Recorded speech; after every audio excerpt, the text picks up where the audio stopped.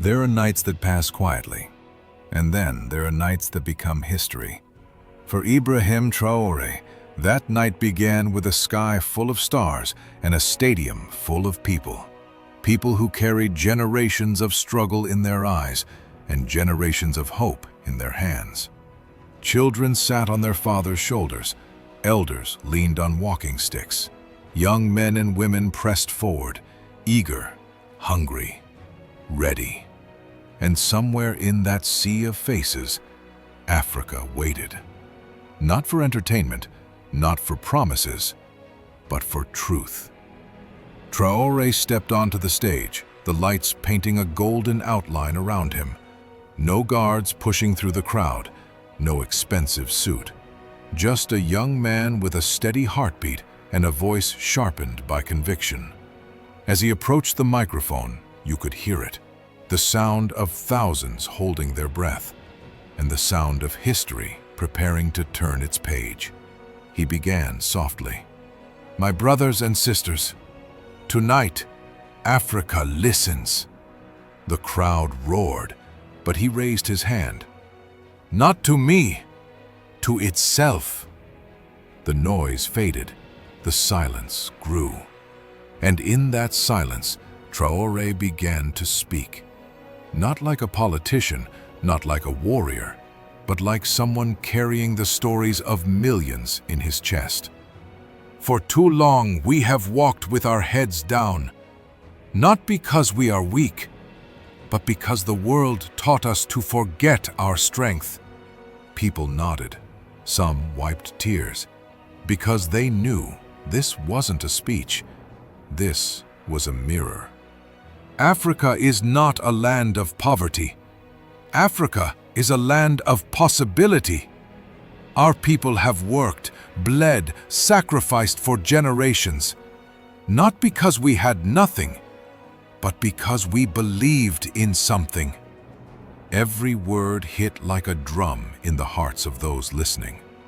Traoré pointed to the crowd, to the mothers, to the youth, to the elders. "You are the future the world is afraid of, not because you are dangerous, but because you are unstoppable once you rise." Shouts filled the air, but again he gestured for silence. This time, the silence was heavier, stronger. "We have been divided by languages we did not choose, borders we did not draw, conflicts we did not start. But tonight, Africa remembers it is one." The stadium shook with applause, not wild, not chaotic, but unified, like the heartbeat of a continent waking from a long sleep. Traoré's tone changed, deeper, sharper, almost prophetic.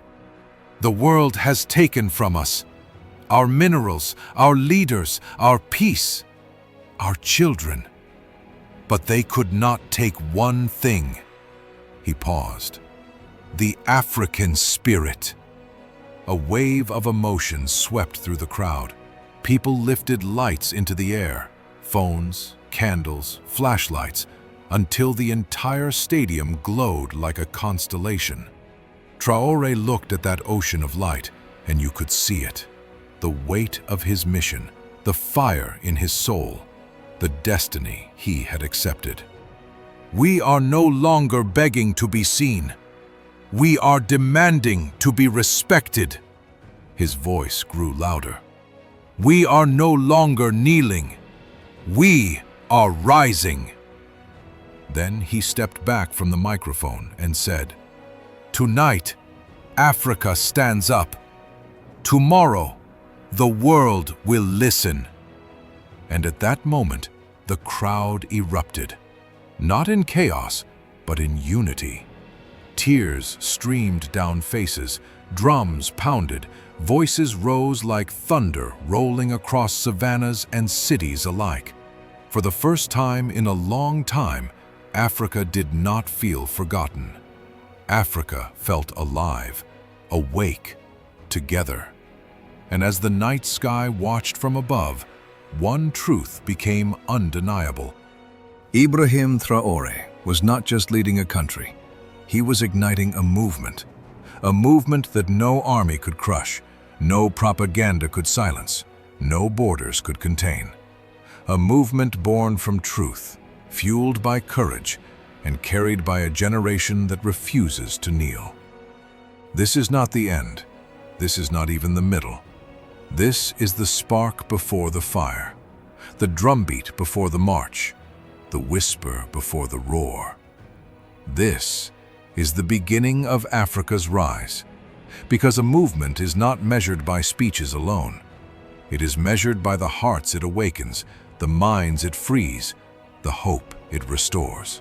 Across villages and cities, across mountains and rivers, the message traveled.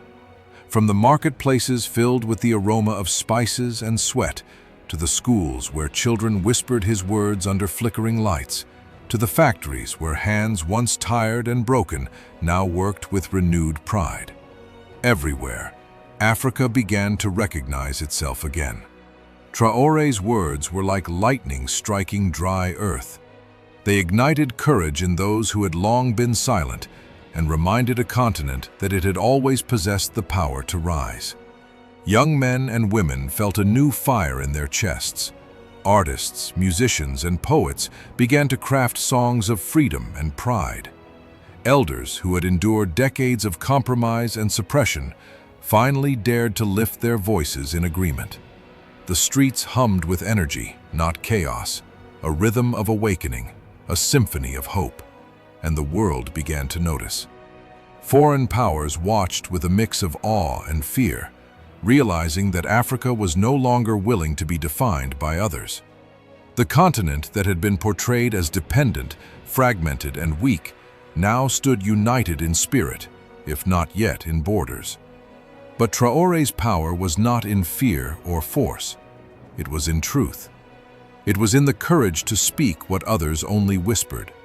It was in showing that leadership is not about domination, but about inspiring an entire people to recognize their own worth.